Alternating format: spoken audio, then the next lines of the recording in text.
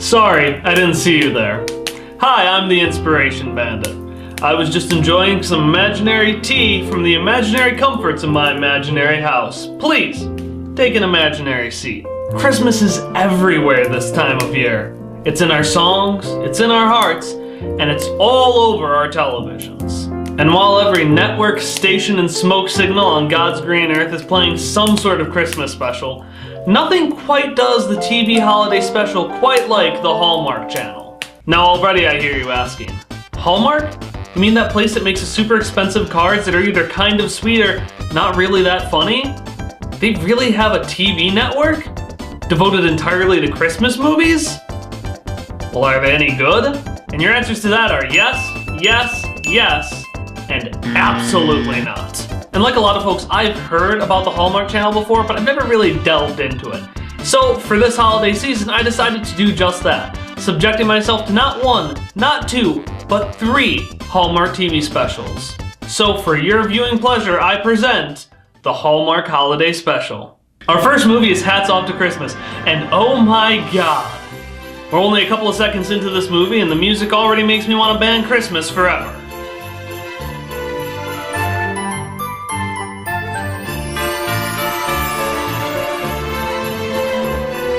So during this spectacular musical overture, we're introduced to our main character, Mia. And for the sake of full disclosure, I didn't bother to remember these characters' names, I just have them written on post-it notes here. Mia works for Hats Off to Christmas, a year-round mom and pop shop that sells Christmas hats. I mean, there might be other stuff, but it's mostly Christmas hats. Her exposition friend tells us that she's been with the company for many, many years and is one of the brightest minds they have. And despite being able to go to many other jobs, she chooses to stay with Hats Off to Business. But it looks like her loyalty is going to pay off as her boss approaches her about this new and fantastic position that he's going to give to his son Nick, or as I like to call him, Ugly Ken. Ugly Ken is a hotshot accountant type from the city, and he's been brought in to fix Hats Off to Christmas's books. Because, as he puts it, the brick and mortar sales model is a relic. Because that's absolutely why the business is dying. That's why strip malls nowadays are just empty, vacant lots with a couple of tumbleweeds on them. It certainly has nothing to do with the fact that this is a store that solely sells Christmas hats to a tiny market over the course of an entire year. After all, one of my favorite things to do is visit Halloween Express in the middle of February. And this mom and pop shop definitely needs an entire office and warehouse space and a staff of about a dozen employees. Now the financial situation is explained a few times, usually in conversations between Mia and Ugly Ken. And to be honest, it's a lot of business babble that you can't really get, but the music is super sad, so you know it's really sad. You said up for review. Is this an audit? Are you planning on pulling my dad's line of credit? This is business. Numbers. Is this working? Yes. Yay! So it's pretty simple. Ugly Ken comes in, looks at the books, and gets everything right on track, right? Not quite. You see, Ugly Ken's dad thinks he needs to understand the human side of the business. So he recruits Mia to teach Ugly Ken the ropes. And might I say, those wacky kids are just so different. They're never gonna get along. They get together. They're gonna get together.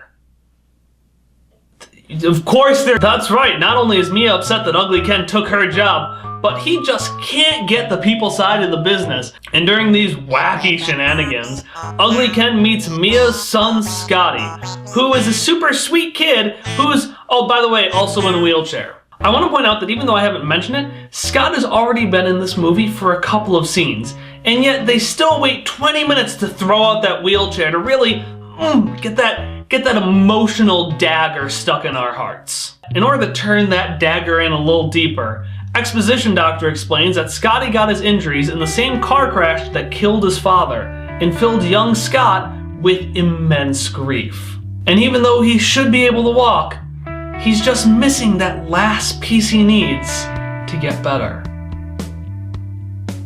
On a completely unrelated note, Scotty and Ugly Ken become really close friends, bonding over a pumpkin carving contest, which Ugly Ken, by coincidence, was super good at. However, because Ugly Ken was busy doing his job, he misses Scotty's pumpkin carving contest, and Mia is understandably quite upset. You're not even gonna be here. Why are you bothering now? Yeah, I was just... No, that little boy has suffered more loss in his 9 years than most people do in their entire life. He doesn't need to get attached to somebody that's gonna let him down. And while I've been sarcastic for, let's be honest, this entire review, I'm actually genuine here. Ugly Ken's not going to be here forever, and by inserting himself into Scotty's life, he's only letting the kid up for disappointment. To be honest, the best approach would be to keep things professional and not try to replace Mia's dead husband. So after the scene, Mia and Ugly Ken go on a date. Okay. So things are really going great. Ugly Ken now understands the value of the business. He's basically replaced Mia's dead husband, and the business seems to be on great track. What could possibly go? Oh no, she mishears something he says. Basically, in short, here's what happens. In order to save the company, Hats Off for Christmas has been working with this evil businesswoman. You know she's evil because she's thin, beautiful, and has dark hair. And while this has been pretty much fine and she hasn't really gotten in the way, at one point when talking to her, Ugly Ken says, well, yeah, we could have cut employee health benefits in order to save costs. But I wouldn't do that. Valerie, I'm reluctant to suggest those measures. It's just not how I want to handle things. And what Mia hears is, yeah, I'm going to cut employee health benefits. Nick is cutting benefits. And right before Scotty's ready to go into physical therapy again. As soon as Ugly Ken realizes that Mia is upset, he chases after her and demands an explanation.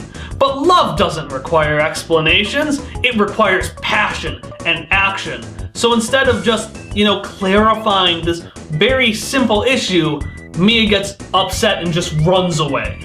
But not content to stop right there, Mia immediately quits the company before official word of health benefits being cut actually becomes a thing. What can I say? She's just a go-getter. So while the company might be saved, there's still a lot of trauma between Mia and Ugly Ken. And with 10 minutes left, that's what's gonna be our final climactic moment, right? Nope.